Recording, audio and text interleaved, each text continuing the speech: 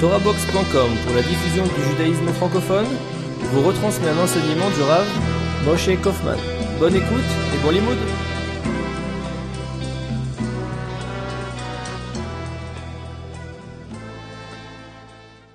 Nous allons essayer ce soir de traiter un sujet qui nous concerne tous, un sujet sur lequel beaucoup de juifs, et aujourd'hui je dirais même non seulement de juifs, mais de non-juifs s'interrogent, puisqu'il faut se le cacher, et Baruch Hashem, le sujet de Torah qui était réservé peut-être à un petit nombre, en tout cas dans les dernières décennies, devient un apanage d'un bien plus grand nombre, au point que, d'une façon générale, on voit que l'ensemble de l'humanité s'intéresse à ce qui nous est le plus cher, à la Torah.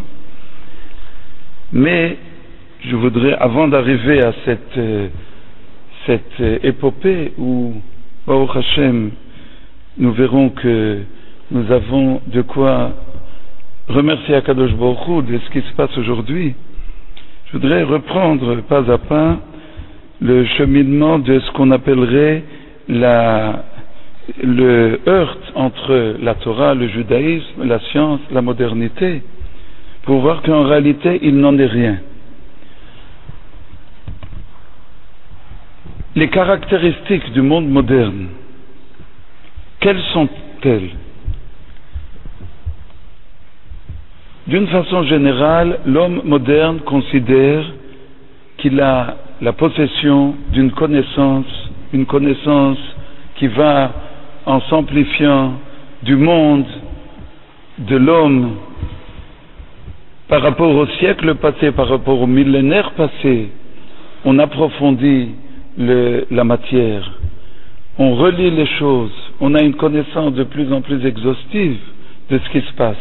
On domine le monde et on a l'impression, une impression qui apparemment n'est pas simplement une impression, que l'homme ancien était livré absolument au cataclysme de la nature, qu'il était faible, qu'il était ignorant, et que de plus en plus l'homme atteint à des sommets, des faits dans l'introspection, la connaissance de tout ce qui nous entoure.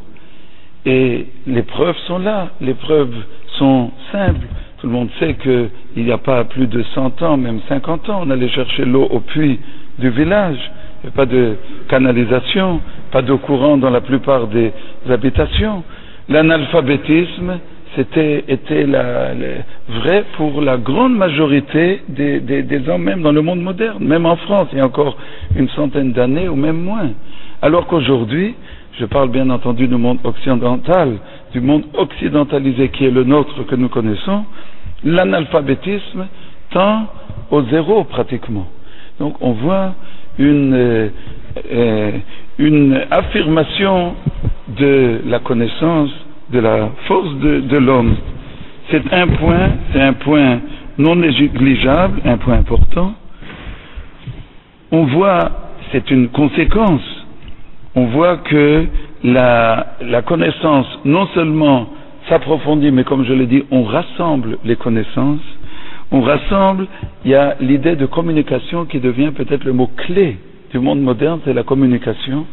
Vous avez l'engin, l'objet le plus phénoménal que Dieu ait permis à l'homme de concevoir depuis la création du monde, qui est l'ordinateur, aujourd'hui l'Internet, où pratiquement à travers l'Internet, on dépasse le lieu et le temps. On dépasse le lieu, il n'y a plus de lieu. L'homme est partout. On peut acheter à New York un objet dans un grand magasin, on se promène à New York, et il n'y a plus de temps parce qu'on a amoncelé dans la mémoire de l'Internet, on a amoncelé toute la connaissance de l'homme, tant qu'on a pu la codifier, toute la connaissance, et on annule dans une certaine mesure la fonction de temps. On est au-delà du temps et au-delà de l'espace, et donc on a le sentiment et l'impression qu'effectivement il y a un progrès. Tout le monde sait qu'il y a une régression et qu'il y a des problèmes moraux importants dans le monde moderne, inutile de le dire. Mais je parle maintenant des atouts du monde moderne. Les problèmes, tout le monde les connaît. Il n'y a pas besoin d'en parler, on en parlera, mais ils sont évidents. Je parle maintenant des atouts.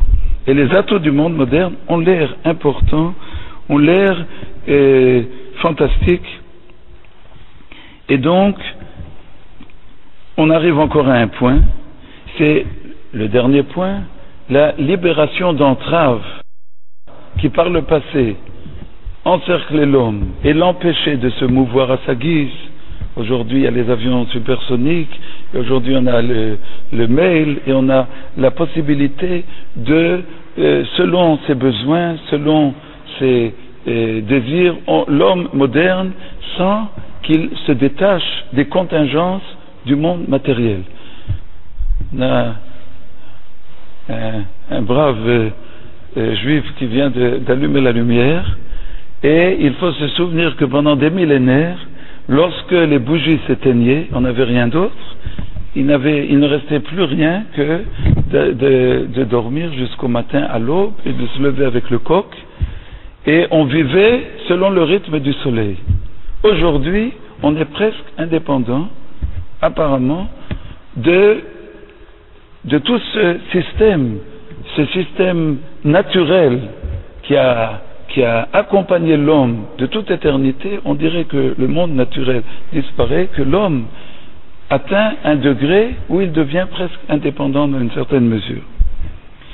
Et alors, comment l'homme moderne, je parle l'homme non religieux, ou l'homme qui n'a pas une approche extrêmement positive parce qu'il n'a pas connu de la Torah, comment a-t-on l'habitude de décrire, de voir, de concevoir le monde de la religion d'une façon générale et de la Torah plus particulièrement?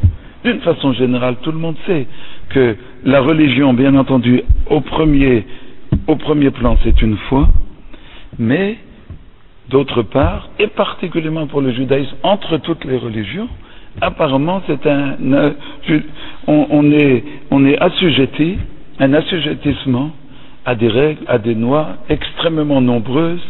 Chaque acte est réglementé, chaque parole, chaque regard. On sait que les religieux, ils ne vont pas à la plage mixte, ils ne regardent pas telle chose. Comment peuvent-ils vivre dans un monde moderne alors que le monde moderne est un monde ouvert, et que c'est le reproche qui revient le plus qu'on entend des bouches de ceux qui ne connaissent pas de près la Torah. Le monde de la Torah est un monde fermé, je dirais pas obscurantiste,